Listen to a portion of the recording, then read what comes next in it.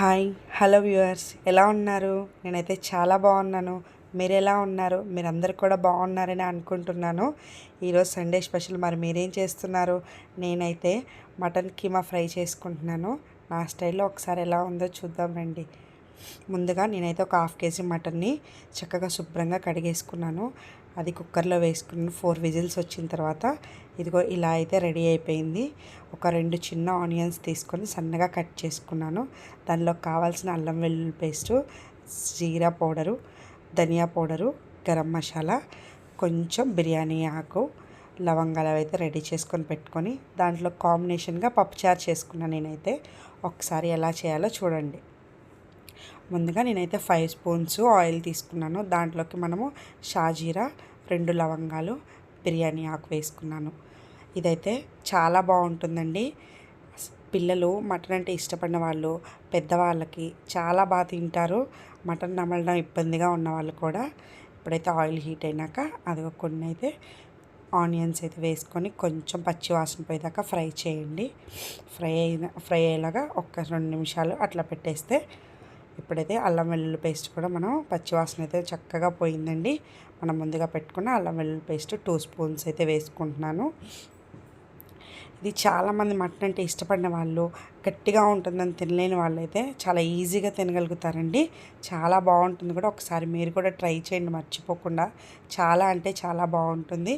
ఇప్పుడైతే పచ్చివాసన పోయినాక మనం ముందే ఉడకబెట్టుకున్న మటన్ని చక్కగా వేసేసి ఆ వాటర్ ఉన్నాయి కదండి, ఆ వాటర్ బాగా చక్కగా ఇనిగిపోయే వరకు బాయిల్ చేసుకుందాము.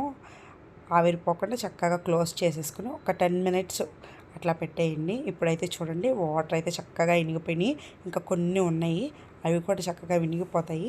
ఇంకొక 5 మినిట్స్ బాయిల్ చేసుకుందాము. ఇది మనకు 1 వీక్ వరకు ఉంటుందండి. ఇలా చేసి పెట్టుకుంటే 1 వీక్ వరకు చక్కగా నిలవ ఉంటుంది. పిల్లలకు కూడా చాలా హెల్దీ అండి. చక్కగా బోన్ వెయిట్, పిల్లలు వెయిట్ పెరగట్లేదు అనుకున్న వాళ్ళకి చాలా బాగా యూజ్ అవుతుందండి. ముక్కలు తినలేని వాళ్ళు కూడా ఇలా చిన్న చిన్న ముక్కలుగా కీమాలా చేసుకొని ఫ్రై చేసుకున్నా కూడా బాగా తింటారు.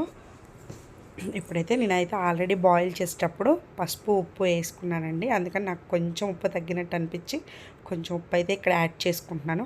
అలాగే కొంచెం జీరా పౌడరు, కొంచెం ధనియా పౌడరు, గరం మసాలా ఇవైతే యాడ్ చేసుకొని ఒక్కసారి పచ్చివాసన పోయిందాక ఒక్క 5 మినిట్స్ మళ్ళీ ఏం చేసుకొని ఇప్పుడైతే మనకు మంచిగా రెడీ అయిపోయింది. ఆల్మోస్ట్ వాటర్ అన్నీ ఇనిగిపోయినాయి కూడా. అంతా కొంచెం ఒక 1 స్పూన్ ఆల్రెడీ మనము బిర్యానీలోకి కావాల్సినవి ధనియా పౌడర్, గరం మసాలా, ఇవి బిర్యానీ మసాలాలు వేసుకున్నాం కాబట్టి ఎక్కువ కారం అయితే పట్టదండి. అందుకని నేను లైట్గా కొంచెం కారం వేసుకుంటున్నాను. చక్కగా 1 స్పూన్ అయితే సరిపోతుంది.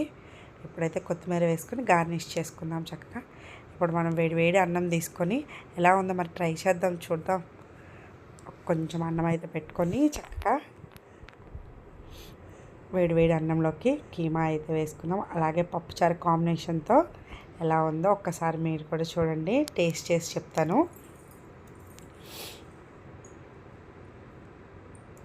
బాగా వేడిగా ఉందండి.